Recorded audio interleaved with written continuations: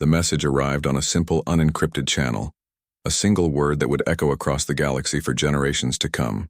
Emperor Zarthuk XIV lounged on his obsidian throne aboard the Eternal Dominion, his flagship that had subjugated 47 star systems.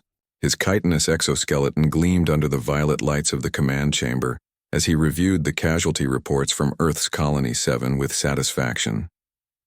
The numbers pleased him. 5,731 human children eliminated in a single orbital strike, a calculated message to a species that dared defy the Galactic Concordat. Humans were vermin, he had declared. Upstart mammals who reached the stars a mere 2 centuries ago, and somehow believed they deserved a seat among ancient civilizations. The attack on Colony 7's educational district would teach them humility. Your Excellency, his communications officer chittered nervously, mandibles clicking. We're receiving a response from Earth. Zarthuk's 6 eyes narrowed. Already? Pathetic. Let me hear their pleas for mercy. The officer hesitated. It's only one word, Excellency. One word? Zarthuk laughed, a sound like grinding stone. How delightfully primitive. Display it. The holographic screen materialized before him, and there it was, in simple Terran standard. Vengeance. Zarthuk stared at the word, then erupted in mocking laughter that filled the chamber.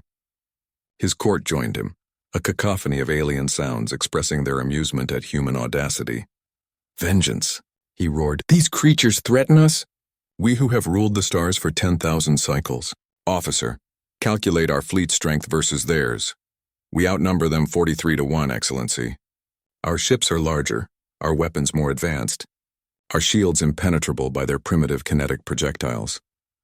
Then let them come seeking their vengeance, Zarthuk declared, settling back into his throne. It will be educational for the galaxy to watch them die.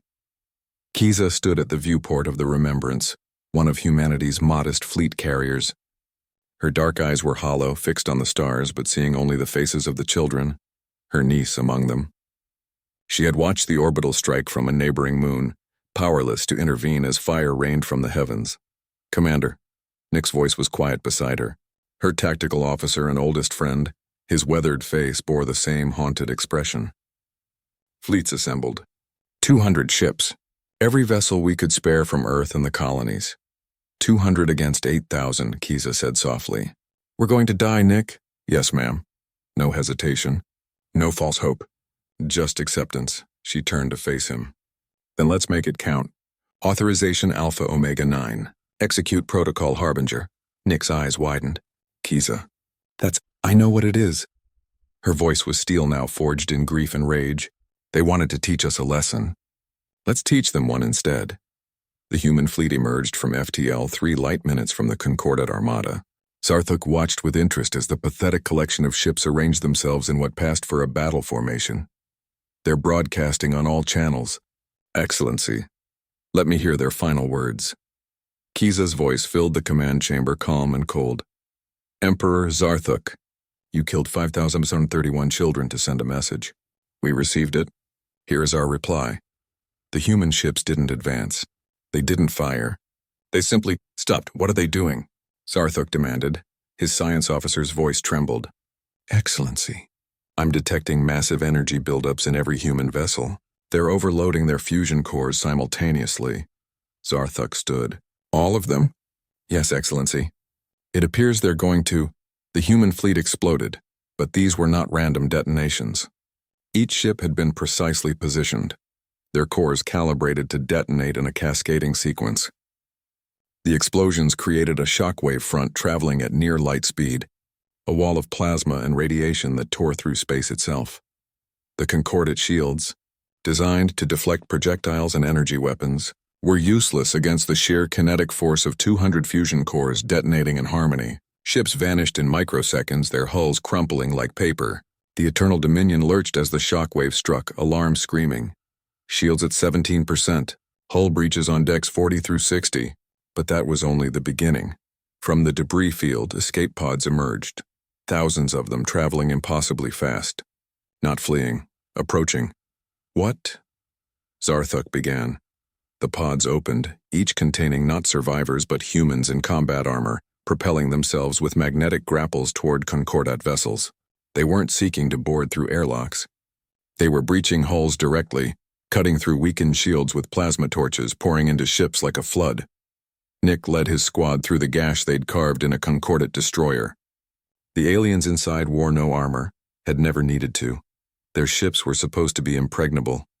His rifle spoke in sharp bursts, ancient human kinetic weapons proving brutally effective in close quarters. For the children, he whispered with each trigger pull. Across the fleet the same scene repeated. Humans, outnumbered but burning with righteous fury, turned the sterile corridors of alien warships into abattoirs. They fought with a savagery that terrified species who had never known true desperation, who had never had everything taken from them. Kiza's pod breached the Eternal Dominion directly. Her destination was singular, the command chamber. She found Zarthuk trying to flee, his courtiers scattered or dead. The Emperor turned, raising a plasma pistol with trembling appendages.